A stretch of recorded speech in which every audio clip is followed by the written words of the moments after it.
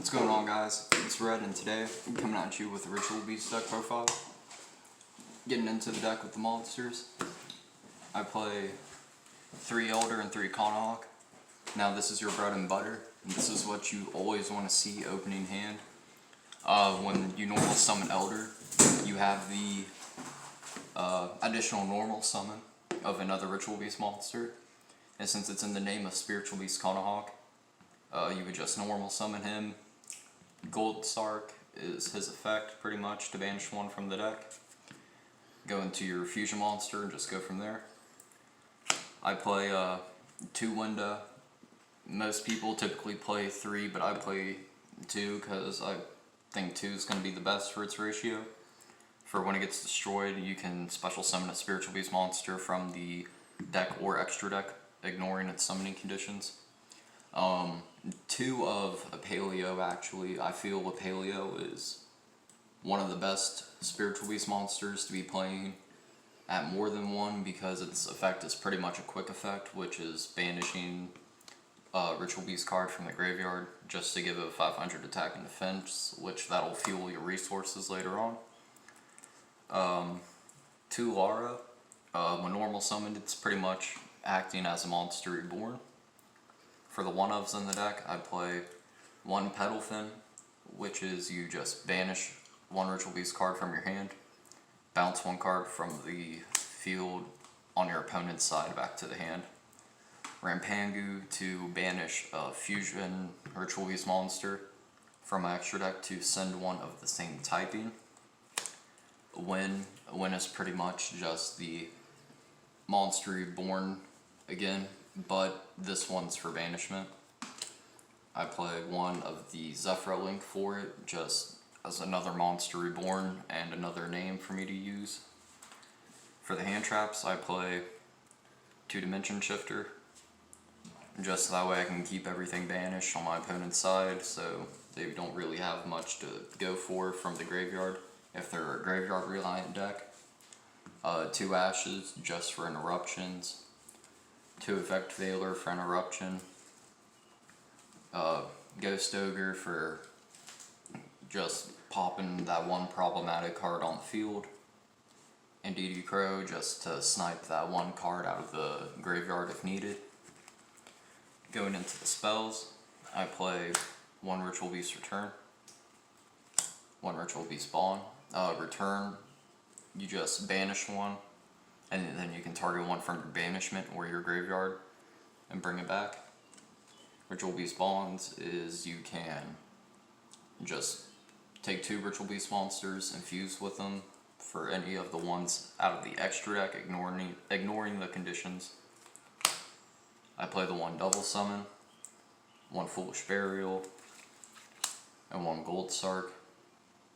Reason why I'm playing Double Summon at 1 is I'm technically playing it at 4 with Elder. I'm playing this at 2 with this one and Rampangu, and I'm playing this at 3 technically with Conahawk. The 1 Raigeki for the monster clearage. The emergency teleport to get my play started if I don't open up with the Tamer. And the 1 D-Fissure just so that way I can attempt to keep control of the duel. Going into the traps, I play 3 Steeds. Steeds being nice, just say you have like 2 fusion monsters, you tag them out, you have 4 monsters, and then you play Steeds after the 4 monsters have been established, or you would chain Steeds 1, and then the fusions being 2 and 3, and then resolving, you can pop up to 4 monsters on your opponent's side of the field, non-targeting. Ambush is nice, gives you an extra 2 bodies, a Ritual Beast and a Spiritual Beast from graveyard and or banishment, so you can pick one or the other, or you can pick both out of either one. I play the 1 Macro just so that way, again, I can keep everything banished and stay in control of the duel more. 1 Divine Wrath for the interruption. 1 Solemn Strike for the interruption. And 1 Solemn Judgment for the interruption.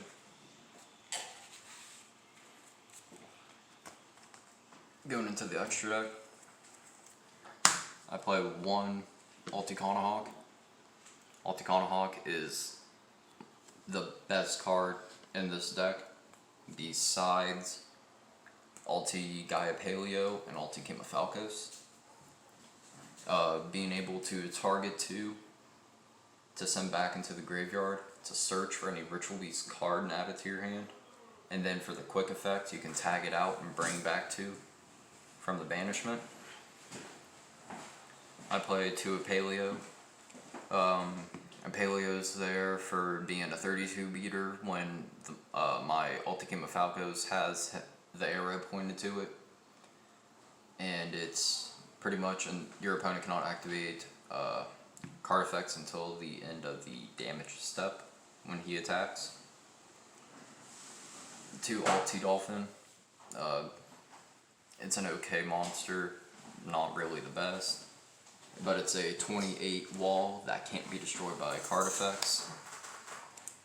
The one Alti-Gaia Paleo, who is the Omni Negate as long as you can keep banishing your monsters from hand, or no, it's not even monsters, it's just any of the Ritual Beast cards from your hand you can banish for Omni Negation, and it's not a hard once per turn either.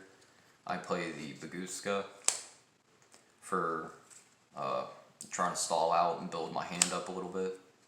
Lightning Chidori just to get rid of back row. Daigusto Emerald to recycle resources and draw one. I play two Alti-Kimafalkos. You can banish a Ritual Beast monster, and then you just straight out normal summon again. Play the one Nightmare Cerberus, the one Nightmare Phoenix, and the one Nightmare Unicorn, just so that way I have the monster clearage, the spell and trap clearage, and I can pretty much send any card back to the deck with this. And then I play the one Borreload instead of the Boral Sword. Borreload's okay, it can take an opponent's monster pretty much, help me push for the OTK potential. There you guys have it, that's my Ritual Beast profile, you guys have a good one.